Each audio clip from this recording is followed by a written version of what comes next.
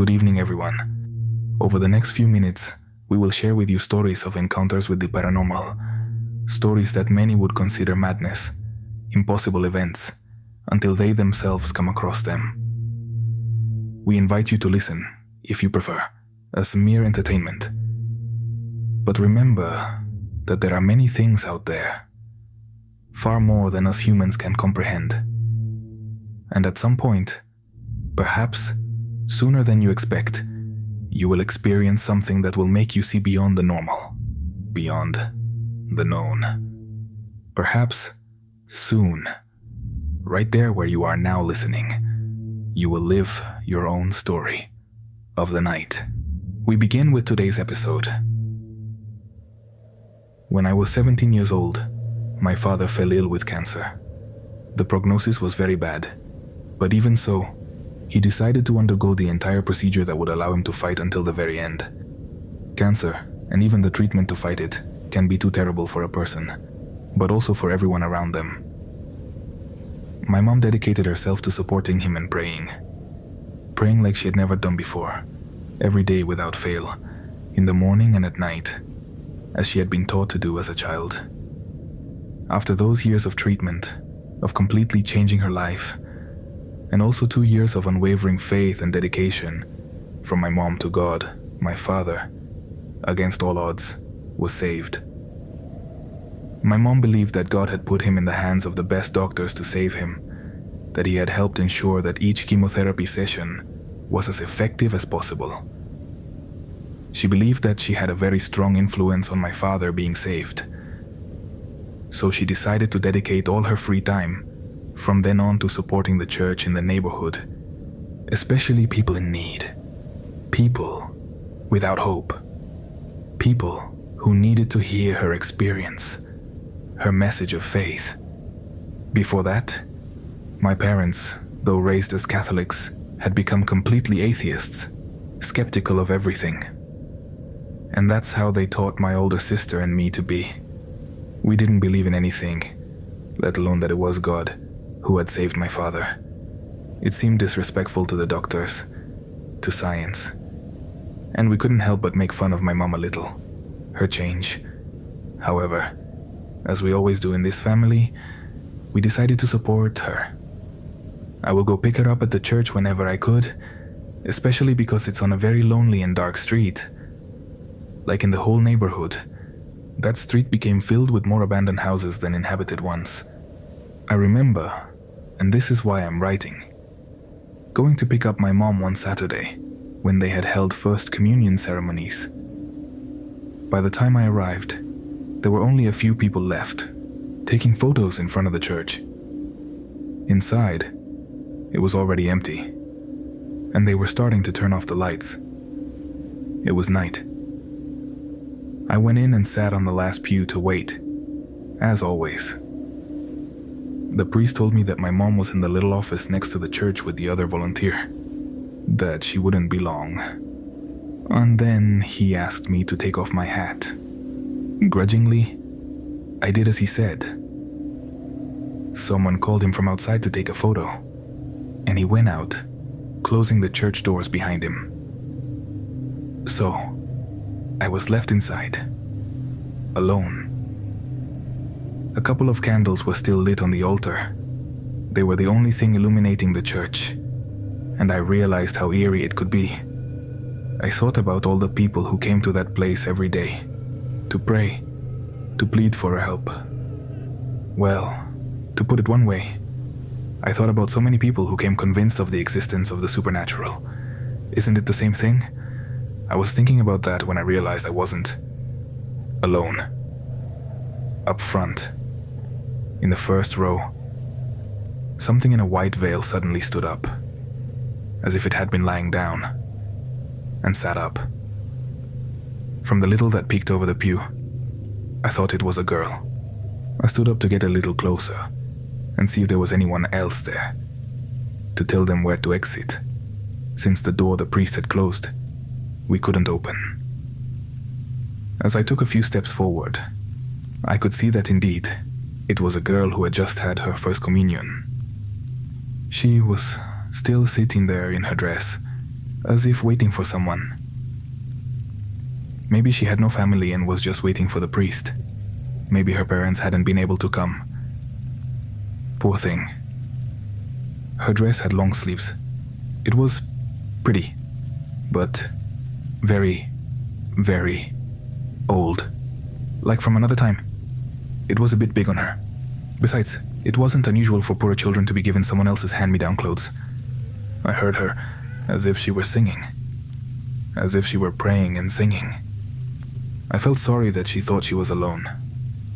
So I cleared my throat. Then I spoke so she would know I was there. So she wouldn't get scared if she suddenly saw me. Hello. The priest will be back shortly. He's already closed up. Aren't they waiting for you outside? When I said that, she suddenly turned toward me.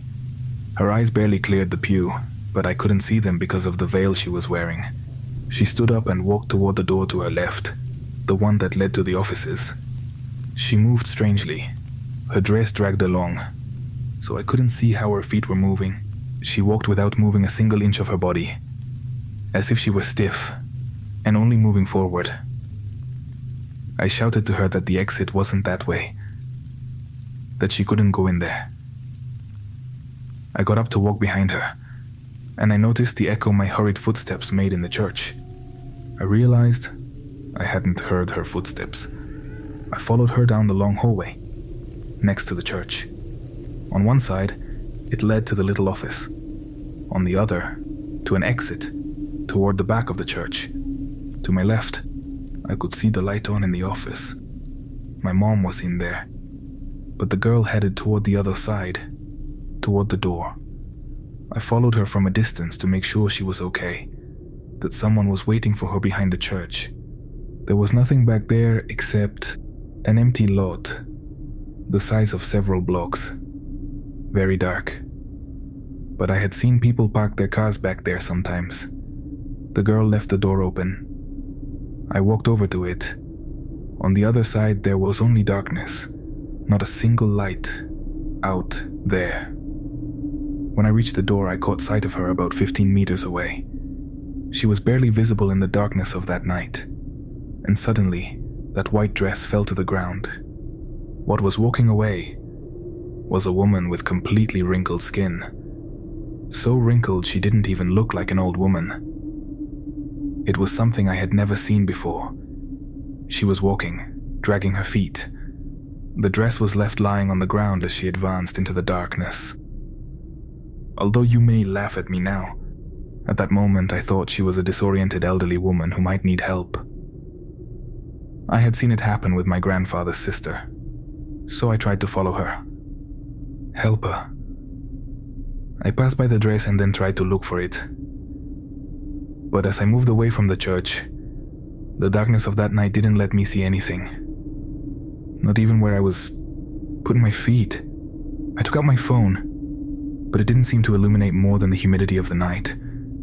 The humidity in the air forming a very slight fog around me. The light only worked when I pointed it at the ground. But nothing. There was nothing. I decided to go back to let the priest and my mom know. But as I passed by where the dress had been, it was no longer there. That white stain on the ground was some kind of cement bag, half on the ground, half buried. I ran back inside, confused, to the hallway.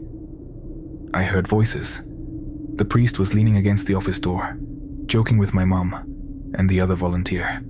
I hurried over to them and told them what I had just seen. My mom and the other woman's faces changed completely. But the priest simply scolded me. He told me not to go around saying those things, or joking about that. And he left, going out that same door that led to the back. The other woman was pale. She didn't say anything. My mom just told me to hurry up and get her things. We left, the three of us. We started walking. The woman could have crossed at the first street to get home quickly, but she preferred to walk with us, even though it would take her almost twice as long to get there. She seemed very nervous. They were saying things like, talking about a topic they were already familiar with, but that wasn't entirely clear to me. The truth is, they were talking about what I had seen, about a girl who appeared walking around the church when she saw First Communion ceremonies. I didn't say anything else. I didn't ask anything. The lady said goodbye when we arrived at my house and left. The only time I tried to ask my mom about what I had seen, she told me there was no need to tell me if I don't believe in those things, that I should find a logical explanation. When I did tell about it, especially to my sister, she mocked me a lot for believing in ghosts. Since then, every time there is First Communion and we have to go pick up my mom at the church, I have never, believe me, never done it alone again.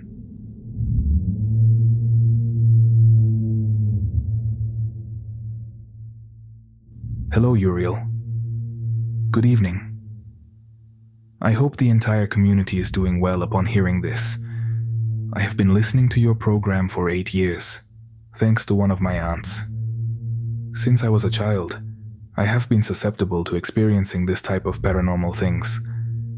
I always had the terrible luck of being able to see things that others could not. In fact, that's why I started listening to the program. I have many stories, but on this occasion, I'm going to tell you about a creature that I've heard mentioned in other stories.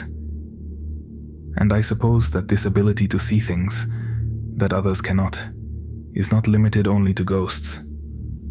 Or perhaps creatures like this one are also ghosts in some way.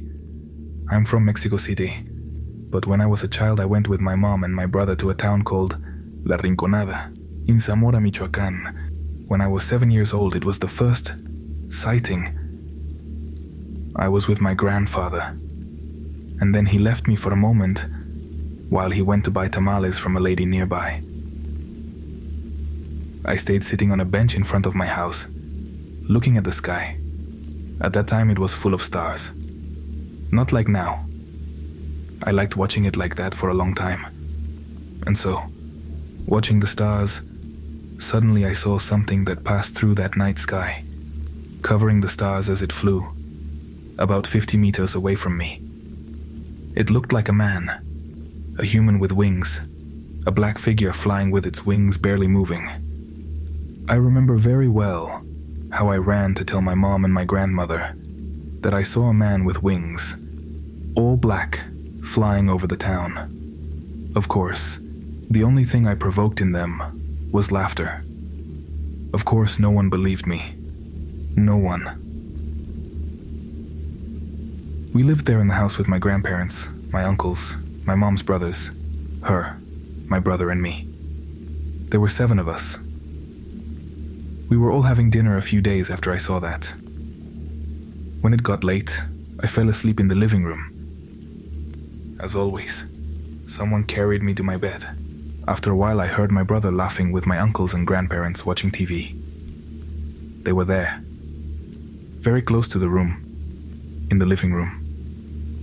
I heard them for a few seconds, because I fell asleep again when something woke me up. Again. This time it was someone in my room. I couldn't see them, but I could feel them. I got up, stood up, and went out to the living room with the others. But something made me turn around. Before leaving, turned towards my bed. There, right behind where I had been, I could see something standing next to the bed.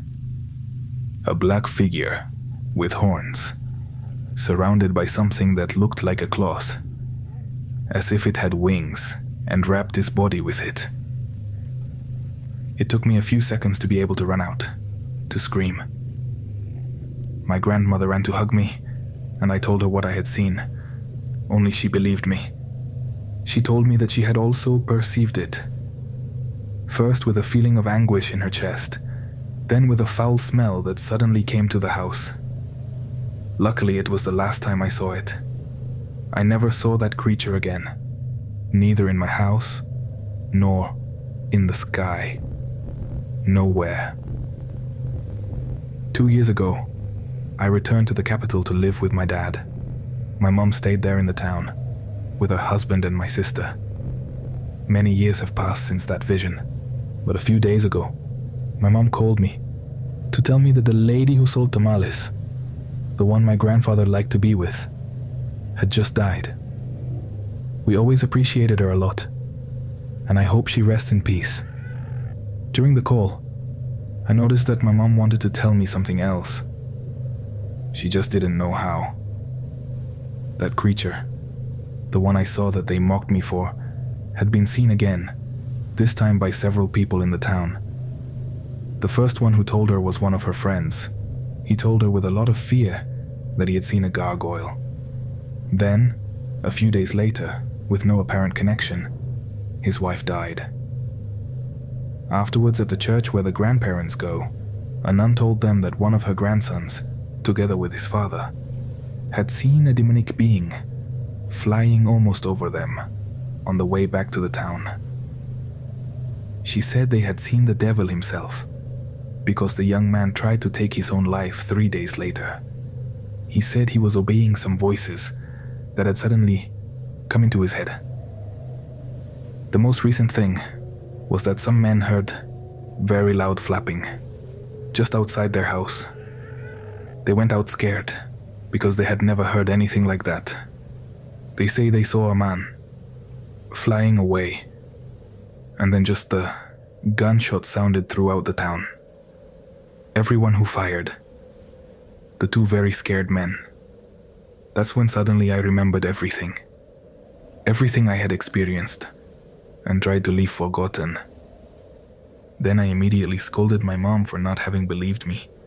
Even her husband, when he found out about all those appearances, told her that he too had seen it, but a long time ago, when he was a teenager. Once when he was going with his father to a small town nearby called Detucario, the two of them saw an animal by the side of the road. Something that looked like a man, with wings, who was eating something. I don't know what it was that I saw so long ago. I know that in the town, they started making theories about it. Some say it's a devil. Others, that it's a sorcerer. No one really knows, and surely we will never know the truth. I hope, community, that you never encounter it, because if there is one thing I do believe is true, it is that it brings tragedies with it. Very good night.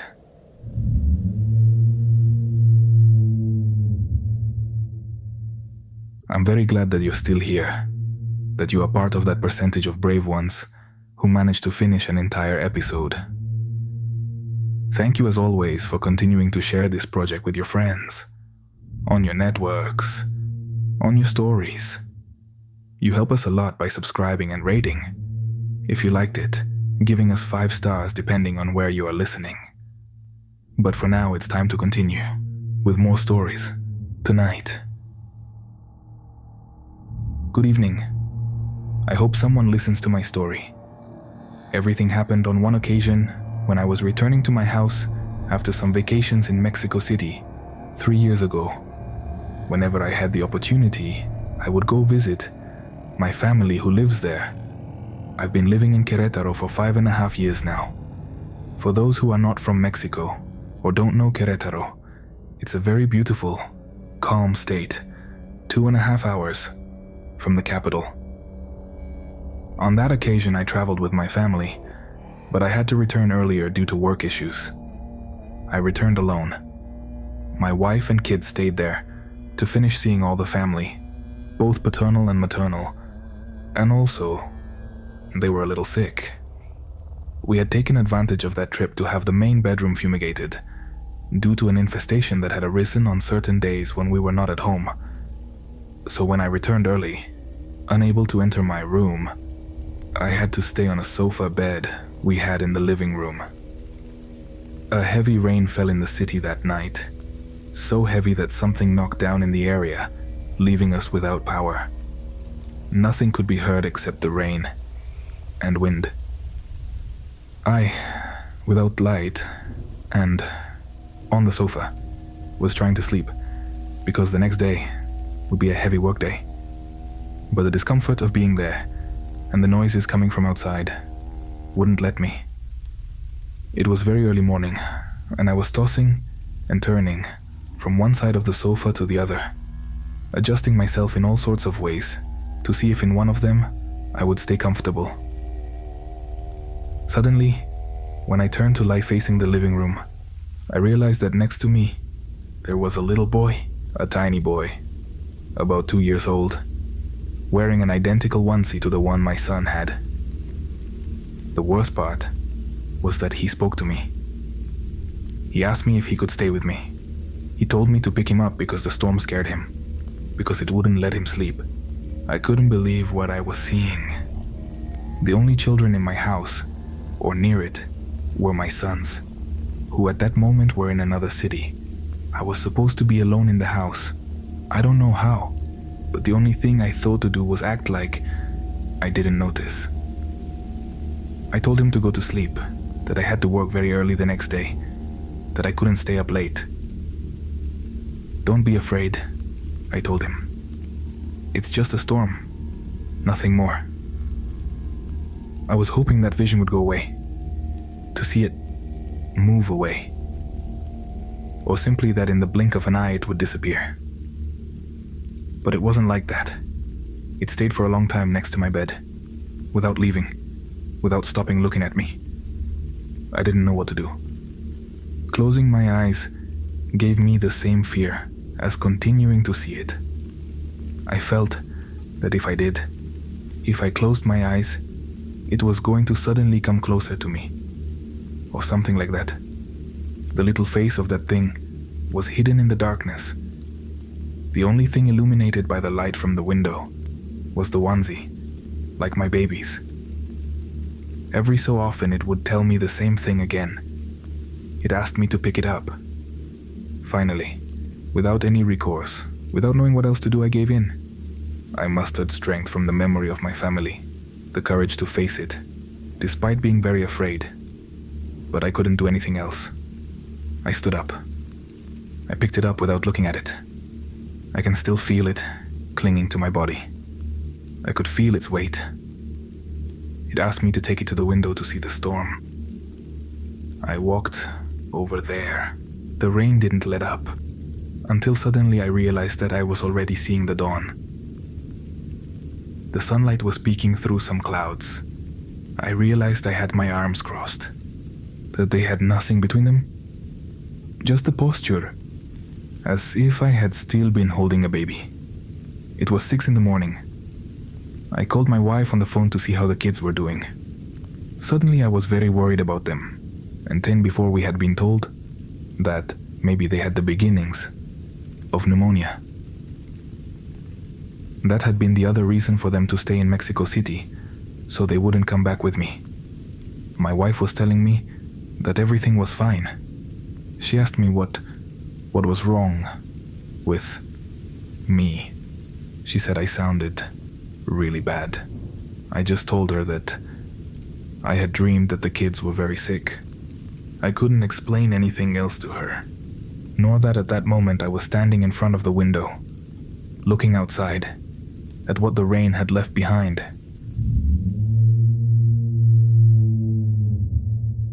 I think there's time for one more story. Community. We're going to go with a short story, but no less impactful because of it. When we publish stories like that, I like to remind you that you're sharing your experiences with us. It doesn't matter if sometimes you feel they're too short, or that there aren't many details around them. They're all very valuable. And so we're going with one last story in this episode. Rest well and have a very good night. Very good evening, community. My name is Evelyn Chacon. Today, I'm going to tell you a small story, an anecdote that I find extremely impactful, despite its simplicity. I swear to you that what I'm going to tell you is real, and I'm not exaggerating a single detail. The following happened in Chicoloapan, state of Mexico. You see, I'm studying architecture, Many of you will already know that we're asked to do a lot of group projects.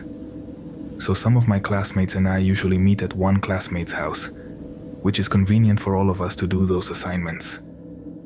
However, there's one detail. She lives a few steps away from a cemetery. On the night that what I'm about to tell you happened, we had met to do a particularly complicated model. We were behind, so we decided that we were going to stay up all night if necessary. Despite so much coffee and conversation to try to cope with it, around 3 a.m, we were already falling asleep. Literally, almost all of us were falling asleep. One classmate suggested that we sleep at least for an hour, even if it was just that, to then continue. And although it wasn't ideal, we were so tired that we took his word for it. Each of us got comfortable in a corner. I sat on an armchair in the living room. At that moment, we heard crying in the distance, in the street, and we started laughing nervously because it sounded like a ghostly wail. We were all together, so it didn't scare us that much. Plus, it had been heard very, very far away. Someone said that now we could say we had heard La Llorona. And at that moment I realized everything that is said about her. Especially one detail, that if you hear her far away, it's because she's already very close. We heard her again, very clearly. And although the fact that it now sounded very close meant, according to the belief, that she was moving away, hearing her like that as if she were outside the house was extremely terrifying for us. We instinctively turned towards the door and windows. They all seemed to be completely closed. Everything was fine, and we would have thought that everything ended like that it was simply someone out there playing a prank on us. But we saw a rosary that my classmate had hanging next to the door. It was spinning, turning around, as if someone was taking it from above, pushing it to one side to make it spin with some momentum. There was no wind, nor anything that could explain that movement. The wailing stopped. My classmate from the house immediately went upstairs to check on her child who was sleeping. Everything seemed to be in order, but no one wanted to, or could, sleep anymore. We focused on continuing to work. Despite the fright, the terror we experienced that night, we always repeated that thanks to La Llorona, or whatever it was, we were able to finish that model